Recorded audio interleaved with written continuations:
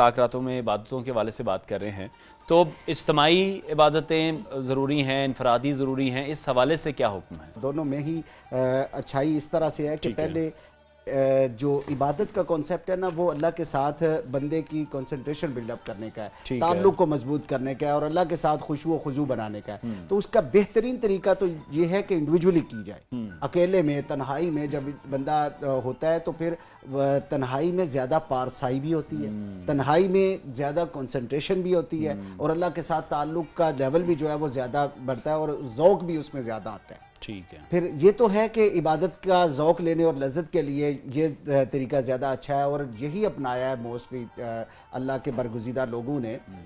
मगर चूँकि हमारी सोसाइटी का भी एक अलमिया है ना, वो ये कि हमारी नौजवान नस्ल है, वो इस तरह तो अकेले में तन्हाई में आप कहें इबादत के लिए तो उनका वो ज़ौक़ लेवल वो बन नहीं पाता।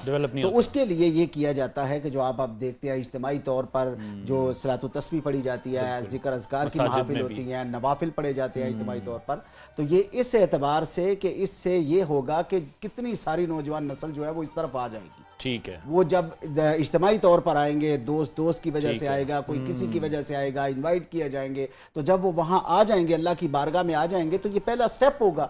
तो उस स्टेप से ही उसको जो है वो ज़ौक़ मिलेगा और उसको शौक मिलेगा, और अगर उसमें ज़ौक़ और शौक पैदा हो गया तो वो इंडिविजुअली भी करेगा, तो फिर उसका जो है वो अल्लाह यानी इसका मतलब ये कि दोनों ही सूरतों में इसके फायदे हैं। बंदगी तो अल्लाह की करनी है। और इज्तिमाई तौर पे तो ये है कि कितनों में, शायद कितने मकबूल ऐसे कोई एक आधा ही हो इतने लोगों में कि उसकी या उसकी आंख से निकला हुआ एक आंसू अल्लाह की बारगाह में मकबूल हो जाए, और कितने सारों के साथ हाथ उठे हुए उनका भी बेड़ा पार हो जाए।